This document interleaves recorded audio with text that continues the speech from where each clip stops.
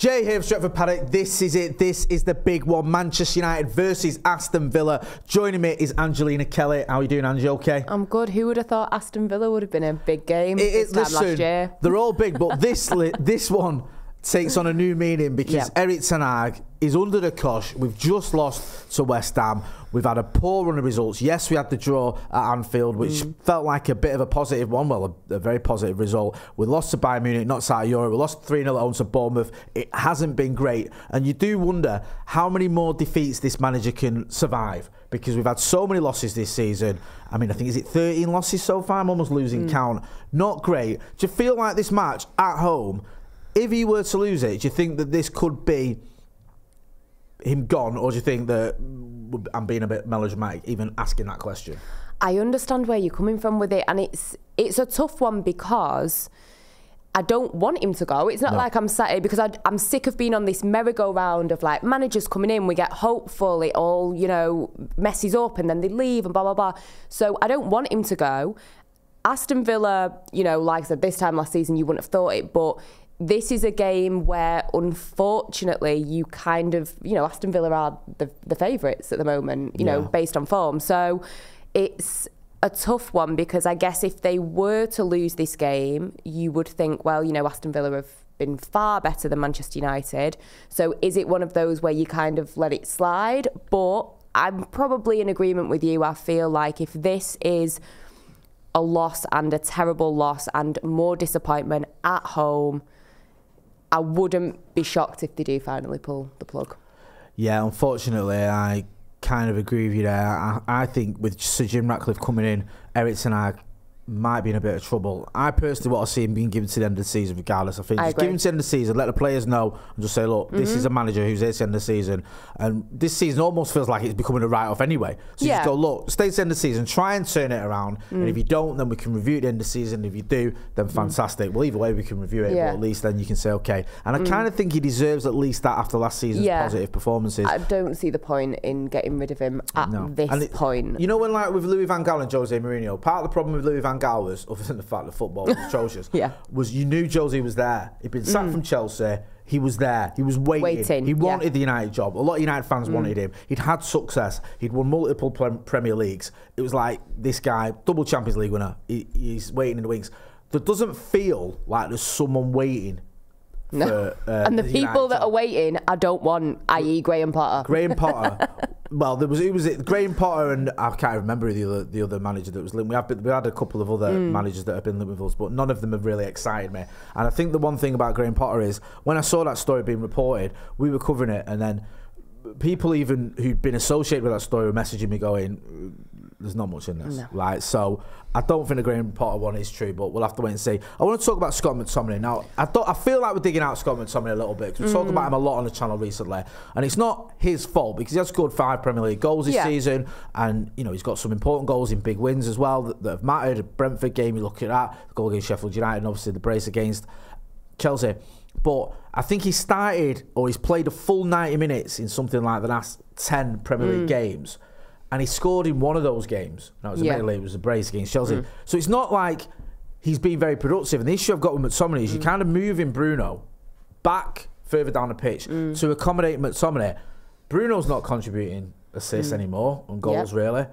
And neither is McTominay. It just feels like we've got the worst of both worlds. What do you make of the whole McTominay scenario? I agree. It's just frustrating because I don't think he isn't deserving of this like Messiah situation where it's like, oh, Scott McTominay is the answer to everything. Let's just let him start. He can decide everything. Like, that's how it feels almost. He's running the show.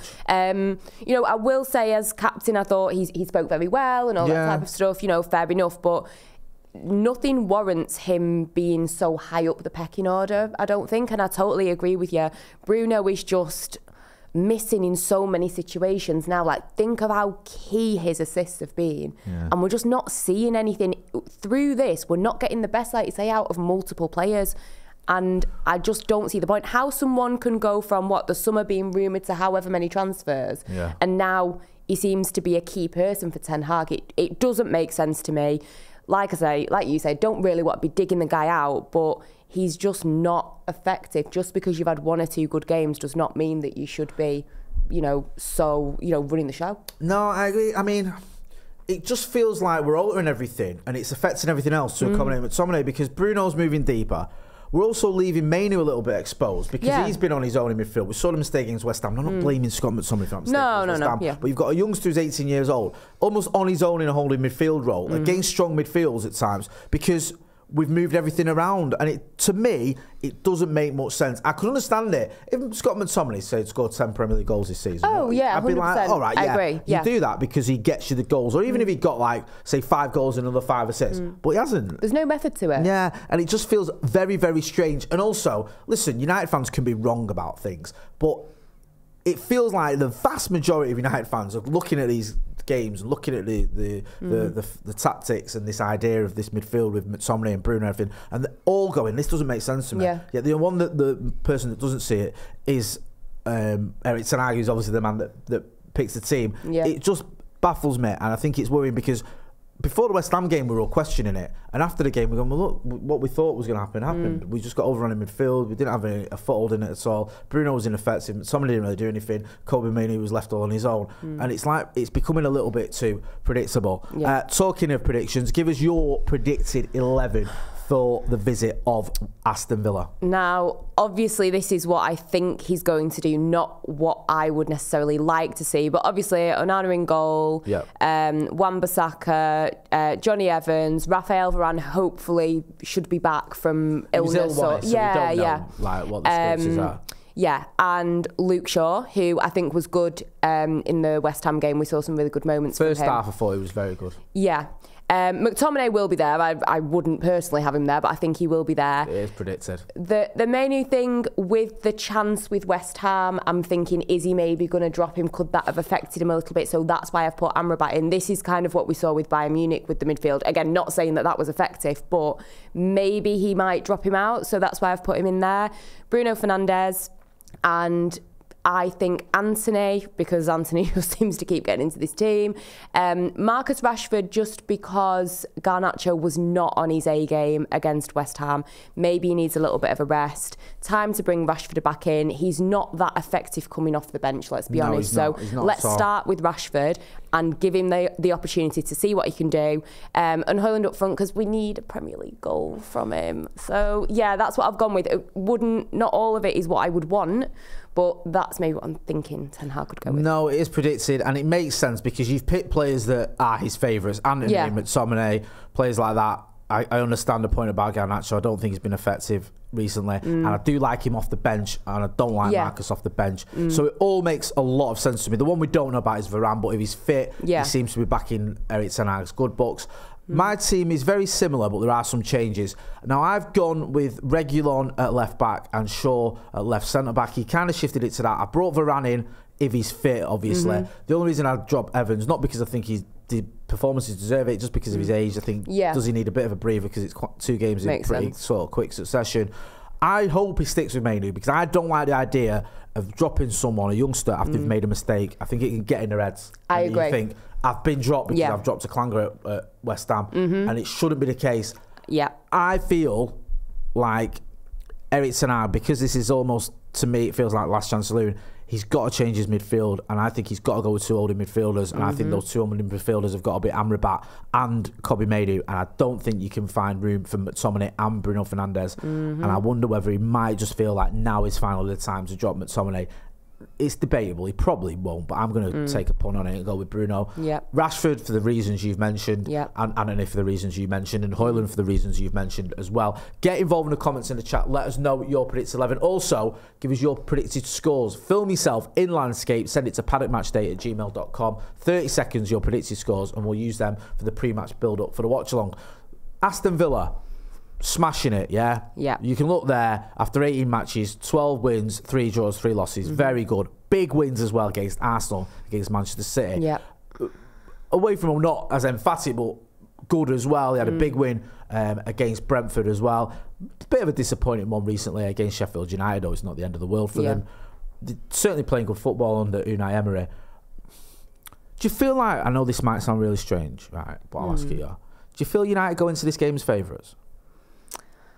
I don't think they do, for me, because you know, look at some of the performances that Aston Villa have had. They've been so impressive, and I just think when you're looking at pretty much every area of the pitch, you're thinking, well, you know, it always makes me laugh. Pau Torres was linked with Man United so much. I bet he is rubbing his hands together that he went to Aston Villa. I didn't go to Old Trafford. Yeah, otherwise, definitely. I'd be probably falling out with the manager and sitting on the bench.